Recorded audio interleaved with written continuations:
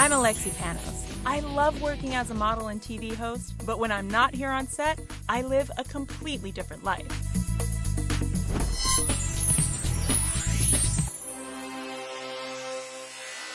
We're turning extreme situations into extraordinary results. Our mission is to innovate, renovate, and elevate the lives of people in need. This is Operation Build.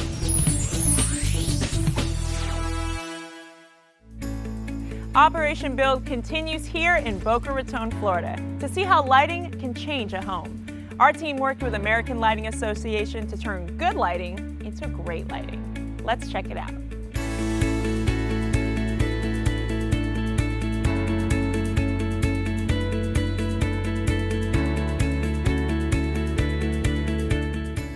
Eric, this is an amazing house you have here.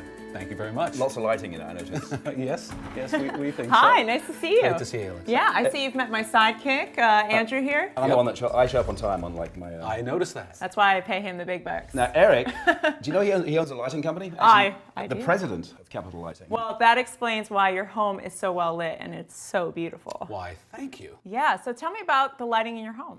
We believe that the lighting is the most important piece of the puzzle. You have beautiful floors, beautiful walls, but if it's not lit properly, none of it looks as good as it should. Of course, of course. We're here to show the viewers how we can transform good lighting into great lighting. So I know we have another expert here. Yeah, actually, the American Lighting Association is one of the great educational forums for people wanting to learn lighting in the profession and also for homeowners. And Joe Ray Barreau is a phenomenal teacher and professor. I learned a lot from him, as did many members of our staff, about how to light a home properly. Perfect, so we can pick his brain. If he's willing to have it picked, I guess that's perfect. All right, great. So we will see you later, and we're gonna go find Joe. Yeah, find Joe. So this is beautiful. It is, it's amazing. Yeah, and I'm really excited we were able to do this and Eric's invited us in because I get so many letters from people about lighting. It's a really confusing aspect. There are so many choices, LEDs, compact fluorescence, and then obviously the original incandescent light bulb. So Exactly. knowing where to go is really important. Exactly, and then fixtures are such an easy way to update a space. Yes, yes. Yeah, which is why Joe is here. You must be Joe. I'm Alexi. Nice to meet you. Great to meet you. Joe, or Professor, may I call you Professor? That's all right. Yeah. Pleasure to meet you. Good for me. So many of our viewers are writing in and they have questions about light bulbs, LEDs, fixtures, where to start. So first let's start with why is lighting important in the home? Well, needless to say, we have to have lighting to see. So whatever else we have in the house, we have to have good lighting, ideally, to be able to see our furnishings and our flooring and all the other things in the home.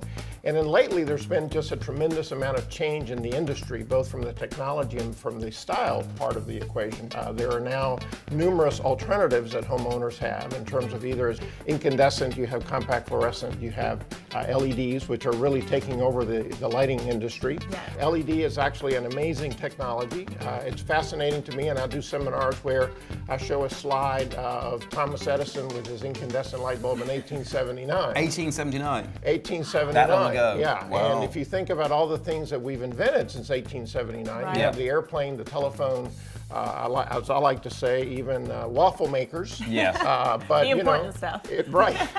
In addition to all that, we still have been using the same technology for the last 140 years. Effective but inefficient, I'm guessing, the incandescent bulb. Very ineffective. In homes, it's actually been interesting. We have not used a lot of incandescent outside of homes because energy efficiency has been more of a priority in commercial applications. But in homes, we actually spend a relatively small amount of our energy on lighting, so it hasn't been as high of a priority. But now the technology of LED is so positive and so comprehensive that really it's expected that by 2020, over 75 to 80% of all the lighting in homes will likely be some form of LED. Wow, so tell us a little about those positive benefits from LED. LEDs are amazing. They are 4 to 5 times more efficient than incandescent. They last literally forever. Yeah, I love that yeah. because then you don't have to change it all the I time. can do forever. Yeah. I Must mean, work for and him. I'm not exaggerating. I mean, we're talking about 35, 50 years Yeah. potentially as a light output. So you can pass your light bulbs on to your children, then, is what you're saying. You literally can. Yeah. I mean, That would be the worst gift ever. or the best. You Or never the know. best. Yeah, of course. Yes, gift of light. So technology is great, but as a female, I'm really interested in style and trends. So tell me a little about the kitchen. Well, this is an amazing kitchen, and it actually has a lot of the things that we talk about as standards that we should use in a kitchen. For example, we always talk about using 3 kinds of lighting: task, ambient, and accent. One of the biggest mistakes that we see in a kitchen is that you don't have enough light sources, meaning that you might have a single fixture in the center of the kitchen, which creates shadows as you kind of walk around the kitchen. So in this case, he has 4 layers of light. He has a recessed lighting, which actually serves both as task and ambient lighting. Then you have a decorative fixture, which would be a second layer over the island. That is actually supplemented with recessed lighting that actually is bringing light down onto the island surface. Then you have under cabinet lighting, which is again task lighting, as we mentioned a minute ago. And then his 4th primary layer is his overhead light, or his above cabinet lighting for indirect lighting. Or we could also call it accent lighting, since it actually is emphasizing things above the cabinets. That's great. A kitchen being that obviously a central point in the house is where you perhaps have the most types of lighting as well. Right, and what's great about that, because we do so many different things in a kitchen. I mean, we might just be getting up in the middle of the night and getting a drink, or we might be entertaining, but the multiple layers, especially when they're all on different switches, allows you to create multiple effects in the kitchen. So dimming is critical, and it's something that not a lot of homeowners think of immediately. It's something, especially in a kitchen, we've always historically thought of dimming as something you did in the dining room. You know, if you have a chandelier, you put a dimmer on it. Yeah. But now, especially with LED lighting, which is very easily dimmable, you should put every single layer on a dimmer. One important thing to remember, though, if you're using dimming for LED lighting, is that you have to make sure, and again, we talked earlier about going to an ALA showroom, you have to match the exact type of dimmer to the type of LED that you're using. And not just in general, but literally some specific fixtures, you'll have, the manufacturer will give you a specific product number for a dimmer that they have to use. So that's very important, because that's created some challenges sometimes.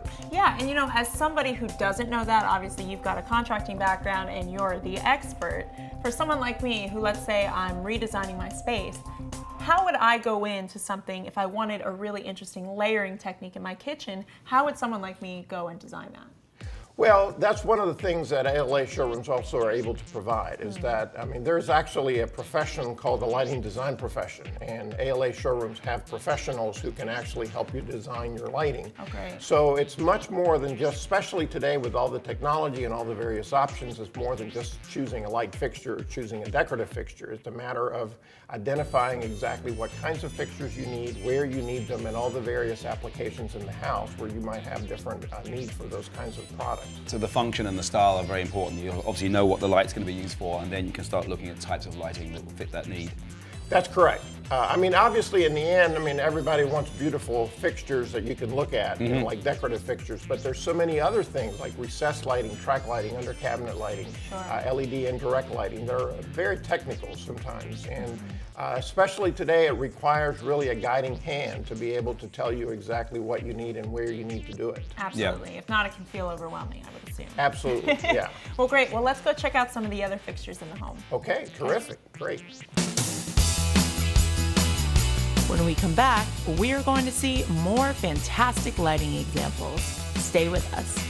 Candles were invented in 3000 BC and remained the primary source of light well into the 17th century.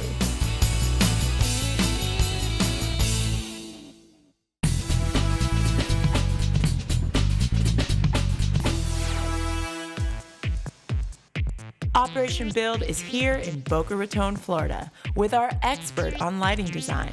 Let's see more of this amazing home.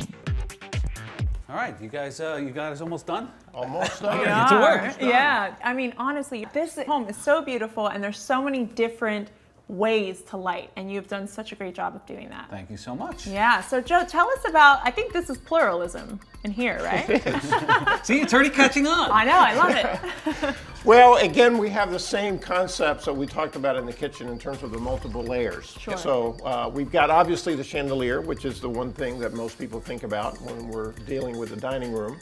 But then to supplement that light, we have a lot of other things happening. We have recessed lighting. In fact, a very interesting technique here is the fact that there are 2 recessed fixtures that are actually towards the end of the table. And by these new accent lighting products that you can get with LED, you can actually select the beam spread. So you can, for example, select a beam that's very tight on the table.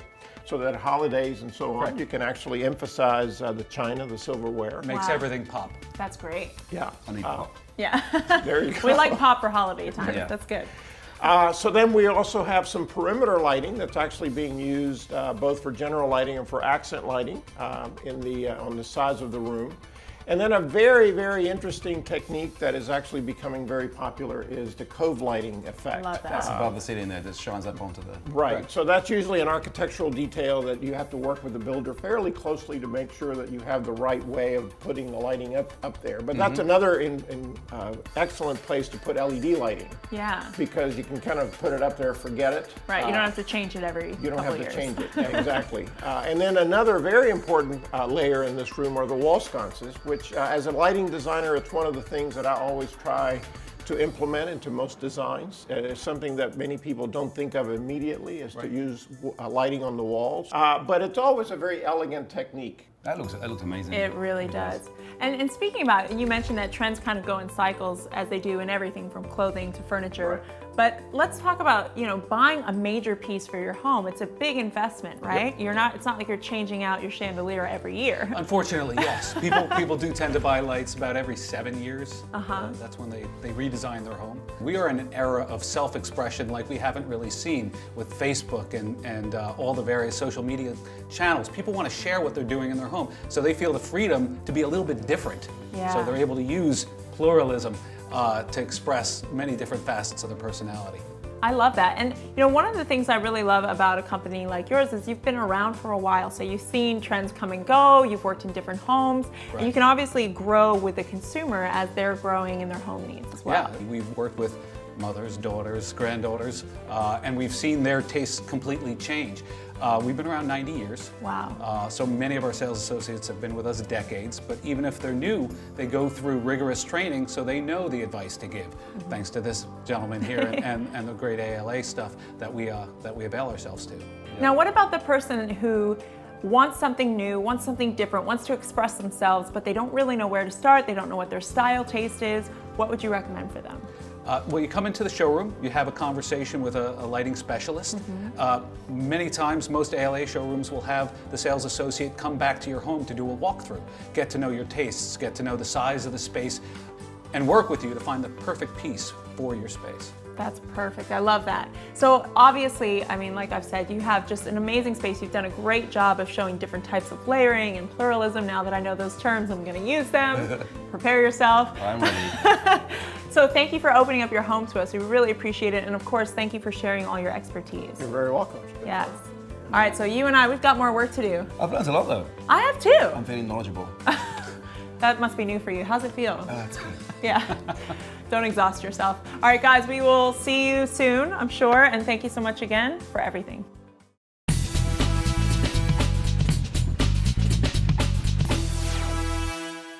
This week was all about finding solutions for home improvement. And the amazing thing is, it's the small things that make the biggest difference in somebody's home.